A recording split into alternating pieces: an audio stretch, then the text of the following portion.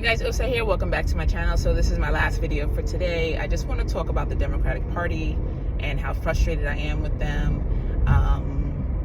I'm just at a loss for words. I'm going to go ahead and vote. I voted in 2016, and because I understand how dangerous this guy is, and I'm hoping that everybody will follow suit. It's really upsetting that I talk to, different people, and they're like, I'm sitting out this election. It's, I don't like either of them. And it's like, guys, just because you don't like Biden, you still doesn't mean that you shouldn't vote. Like, you definitely have to come out and vote, because a non-vote is essentially a vote for Trump. And if you know that you don't want him, like, do everything in your power, to make sure that he doesn't get elected again. I just feel like if you are serious about your rights, if you're serious about, like, not having your rights rolled back, then you should be voting blue. So I'm just not following how anyone could be voting red right now. And the thing that gets me most is the women that voted for Trump. You're all up in arms that he rolled back, or he repealed Roe versus Wade. It's like, what did you think was going to happen? The guy had been saying that his entire time running, that this is what he plans to do. The Republican Party has made it very clear that they want to roll back the rights for women. They want to roll back the rights for women. They want to roll back the rights for African American people. They want to roll back the rights for, like, all minority, like, groups. So I'm like, what exactly is it that you're voting for? So I am just confused, to say the least. But I also have to remind myself that I don't want to be as anxiety-ridden as I was in 2016. So I'm trying to manage my stress, manage my expectations, because people are not serious.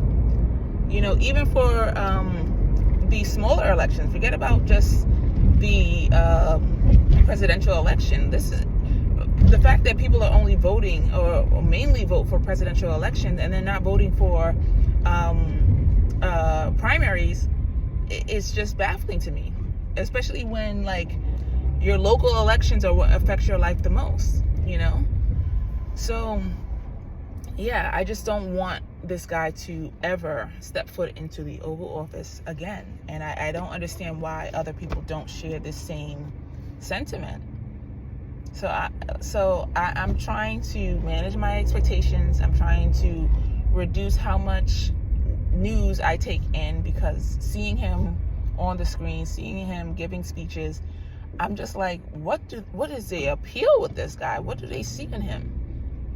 And then I remember that it all comes down to white supremacy. Is really what it comes down to. If you are for white supremacy, you don't see anything wrong with what this guy is doing.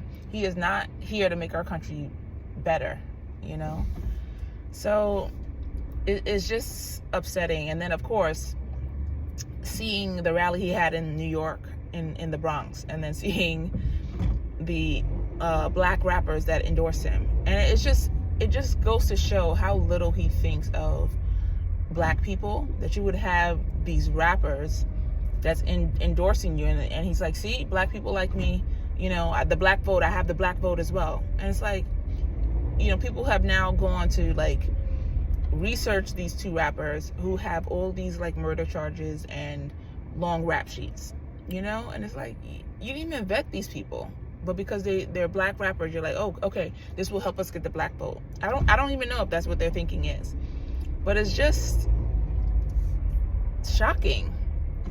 It's shocking that this is what we have to choose from. And then on top of that, this is like, a hard decision for people. How is this possibly a hard decision for you guys? I don't like all of Joe Biden's policies, and I don't like how he's handled every single situation, but I do feel like he is 100 times better than Trump. I don't know. Maybe it's just me. But I'm trying to, like I said, manage my stress levels and manage my expectations. All I can do is just do my part. And after that, I say give the people what they want. If you want to vote for Trump, don't be surprised by some of the policies that this man puts in place. I'll never forget. I'll just share this last story and I'll get out of here. This woman voted for Trump, and she was married to an immigrant, or in Trump's eyes, an illegal alien, illegal immigrant. Trump got into office. The guy went to go and renew some kind of papers, and they deported him. He was like legit here, paying taxes, doing all the things that he had to do, and Trump deported him. So it's just like you're voting against your own interests.